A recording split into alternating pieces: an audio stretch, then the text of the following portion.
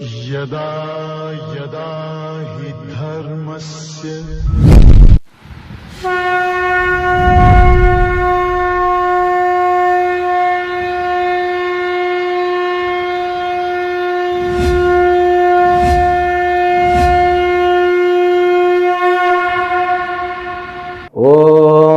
ब्रह्मादिभ्यो ब्रह्म विद्या संप्रदाय कर्तृभ्यो वंशऋषभ्यो महद्भ्यो नमो गुरुभ्यः सर्वोपप्लवरहित प्रज्ञान घन प्रत्यगर्थो ब्रह्माहमस्मि सोहमस्मि ब्रह्माहमस्मि। ओम प्रपन्नपारिजाताय तोत्रवेत्रैकपाणये ज्ञानमुद्राय कृष्णाय गीतामृतदुहे नमः। May the Almighty Shri Lord Venkateshwara bestow all kinds of prosperity, health, wealth and eternal happiness with Paripurna Lakshmi Katakshams to you and the entire your family and friends. Let us begin Bhagavad Gita, verse number 13 of 14th chapter. Shri Bhagavan Uvacha अप्रकाशो प्रवृत्तिश्च प्रमादो मोह एव च तमस्येतानि जायन्ते विवृद्धे कुरु नंदन। Bhagavan Krishna has begun this topic of three gunas. From verse number 6 to 8 he established the first definition, means the lakshanam of three gunas. Verse number 6, 7, 8 he gave just lakshana. The lakshana means the definition of gunas. And through verse number 9th and 10th, Bhagavan brought as the detail how it ties with the bondage. What kind of bondage that we are getting through adapting these three gunas. Sattvam sutke sanjayati rajah karmani bharata jnanam avritya tu tamaha then pramade sanjayati. So sattva ties with sukha and rajoguna ties with more action, and there's tamoguna which makes us to become deluded one. Then also we saw more particular regarding that. Then from 11th verse to 13th verse Bhagavan is talking about lingam of those three gunas. Lingam means indication. How can we judge a person who is predominated by sattva, rajas, tamas? That details are given now. Then from next verse he is going to talk about gatihi. This the gunatraya viveka is being established in the 5 categories, in the 5 aspects by Lord Krishna. Among them we are just studying the 3rd category of the detail. Okay, now we have seen in the last 2 sessions the person who is predominated by sattva guna and the person who is predominated by rajoguna. Now the person who is predominated by tamoguna. A person means you have to realize here the ahankara is known as a person. Okay, the person means the ego, ahankara. Really speaking, the I, which is nothing but the reflection of the original consciousness. Okay, or we can say borrowed consciousness. The I which is being understood as limited I. So all these 3 definitions are from Vedantic Upanishads. I means Vedantic aspects. One should realize, so that what I think about myself as I, that I is nothing but ahankara. That ahankara, when it is predominated by sattva guna, when it is predominated by rajoguna, when it is predominated by tamoguna, the things will change. The tendency of the body, the nature of the work, the impact of the work, the attitude, everything changes according to the guna. Now you see the person, the ahankara, which is overwhelmed by tamoguna. Then what will be happen? Aprakasha. The first word, aprakasha. There won't be the light. There won't be light means what? There won't be viveka. That ahankara will be endowed with ajnana. Viveka shunyatvam. Aprakasha means no proper knowledge, no distinct ways of knowledge. Therefore we learned Sarvadvareshu dehesmin prakasha upajayate. There we saw the Indriyas, mind and buddhi, which was endowed with, or which is endowed with Viveka Shakti, with complete potential and with complete tranquility. That mind is known as Sattva Guna mind. Now, this mind and buddhi and ahankara, which is occupied by Tamoguna, will be endowed with what? Utter darkness. No Viveka Shakti. There's no half of the knowledge also. The Rajoguna people may have 50% of knowledge. They will be lagging of 50% of knowledge. But the Tamoguna people, when they listen to something, when they see something, when they taste something, when they speak something, when they transact with something, everything will be endowed with complete ajnana. No proper knowledge we can expect out of this ahankara. Therefore, we should become careful with these people who are completely veiled by ahankara. Aprakashaha, apravrittischa. They are not interested in dharma karya too. They will be interested in inaction, becoming dullness. Therefore, aprakasha means also we can take as a dullness. Dullness means what? Vagueness. They don't have clarity.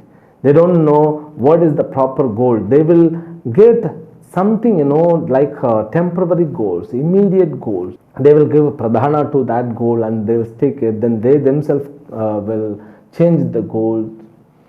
No clarity. The life will be not on the track. Like we will be here and there. Aprakashaha, apravrittischa. They are more endowed with inaction. Therefore, they cannot maintain the health properly. The body will be endowed with more toxicity because excreta is to be removed. In order to remove the excreta, the body must be given proper exercise. Because these people are always endowed with drowsiness, laziness, not endowed with clarity. They don't know what to eat, what to not eat, what to speak, what to not speak, and they don't know how to interact with the people. They cannot maintain any relationship properly. They will be kept alone in the society. At home also they cannot maintain relationship with others. If at all they want to maintain the relationship, they will keep hurting the people. They don't know Shastra because Shastra Jnanam is lacking with the mind. This is the nature of animal life. They will be living a life of animal in the form of human being. Aprakashaha, apravritti. Apravritti means inaction, and one more meaning is not entering into dharma. They cannot understand the concept of dharma because their mind is so gross, they cannot understand the subtlety of good things. And pramadaha moha evacha, negligence, carelessness. They don't care. And pramadaha, negligence. Negligence means, carelessness. They don't respect the great people. They don't respect the elders. They don't respect even the well-wishers of them. If at all anybody comes and advises them, these people disrespect those people. The mind which is ready to hurt, the mind which always disrespects others, the mind which doesn't have the interest in life is known as the mind which is occupied with tamoguna. And also the mind which is deluded completely, which doesn't have clarity about the life. So always deluded. They will also set imbalanced emotions and non-satisfied desires and fluctuation, restlessness, drowsiness, and pravritti in adharma. A lot more pravritti in adharma. Always living in the dark. They are night people. Night people means, do you understand? They would like to live in the clubs and in so many other places. I don't want to make the name of those places even. Sometimes what happens, these kind of people, when they are defeated, the mind which also becomes as a terrorist mind. So they will act like terrorist people. They will collapse the normal routine mundane life. They will go and they spend the life with one kind of life, the life which is involved with a lot more violence. So those mind is known as aprakasha mind. So these three verses, verse number 11, 12, 13, they just describes about the lingam of the three gunas. So when we want to analyze about ourselves, we have to become more careful about our outcoming. And when we receive the knowledge, at that time also we should be very careful. All habits must be measured. When we wake up, what kind of goal that we set in our life?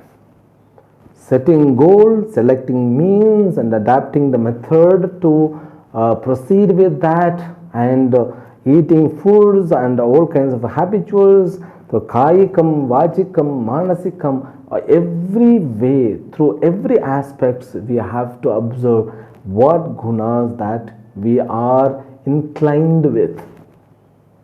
If I am eating more food, more junk food, my body will want tamoguna soon. Then I have to be careful with the food. So when I look at the food, I have to categorize whether the food is sattva guna oriented or rajoguna oriented or tamoguna oriented. If a food which is dominated by sattva guna, that food is the preferable to convert myself from tamoguna to rajoguna to sattva guna. So when you find yourself, you are becoming fit for the definition of tamoguna, so you cannot be tamoguna, because tamoguna people, they are not interested in shastric matter. If at all they will be interested only stories.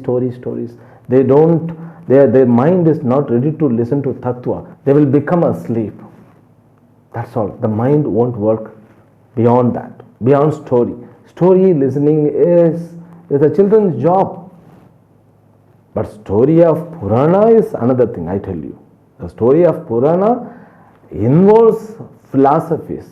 All this Bhagavata, the character of Bhagavata only is nothing but teaching nothing but Vedanta. Therefore, the story of Puranas, the story of Itihasa is something different.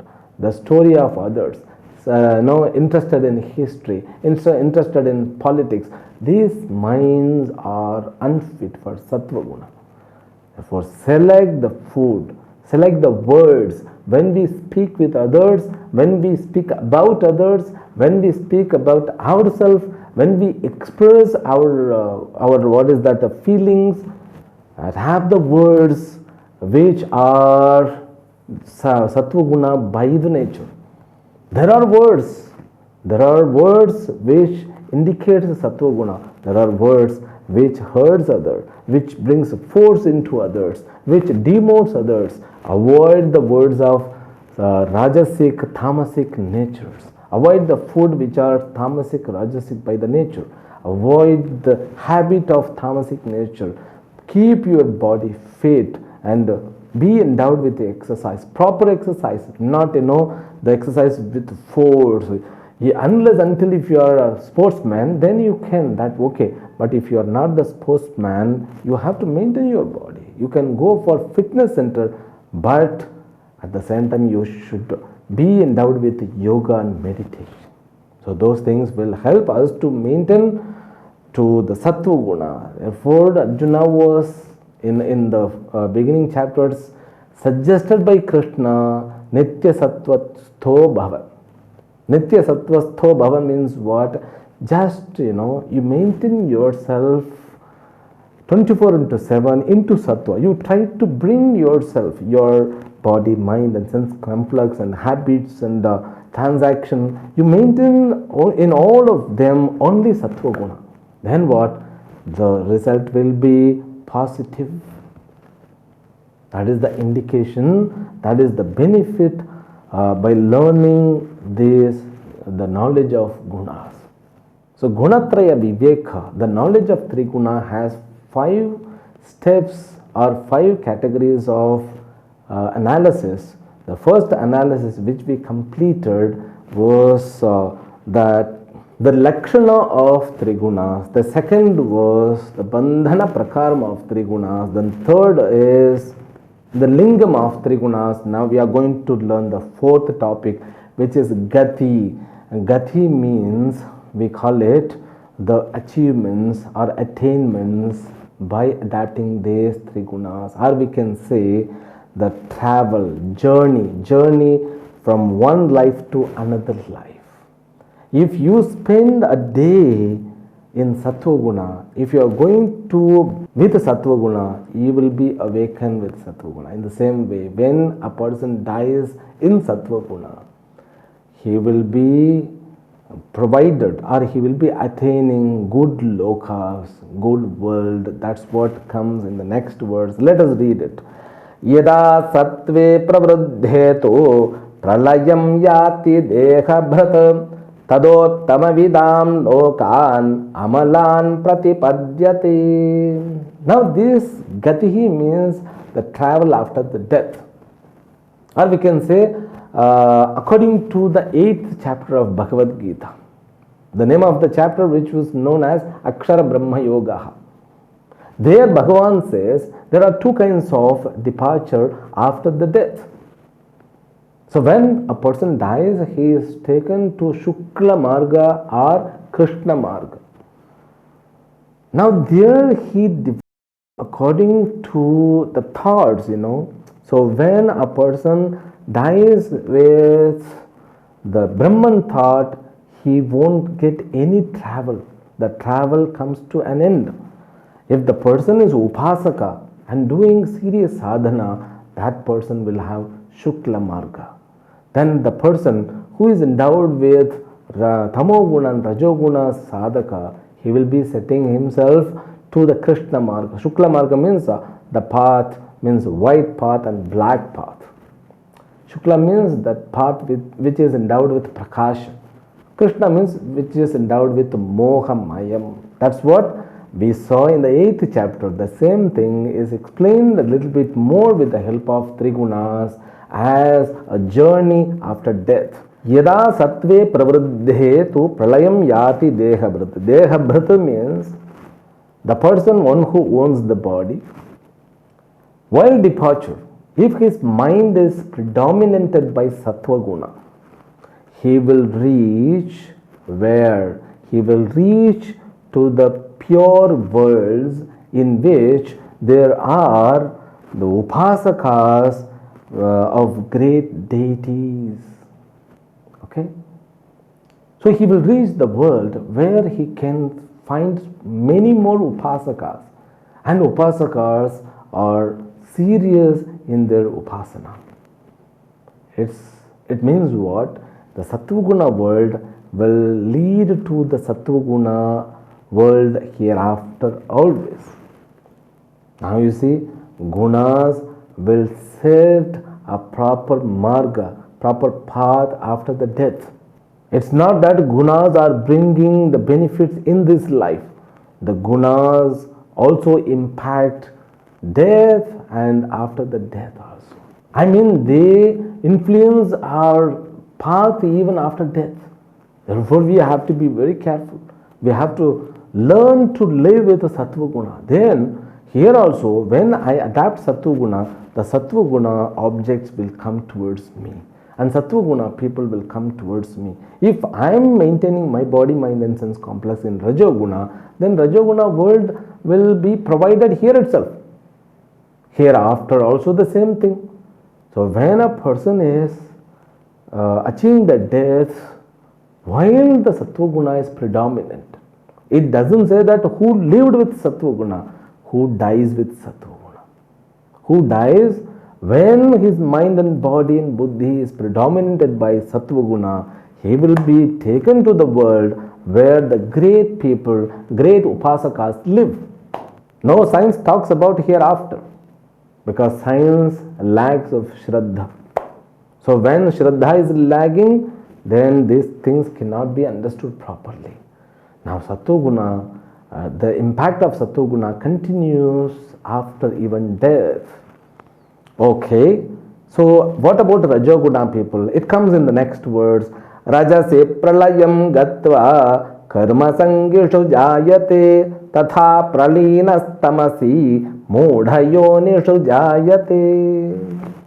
When a person sets a departure while his mind and buddhis are occupied in Rajoguna, he will be taken to the world where all karma sangis live.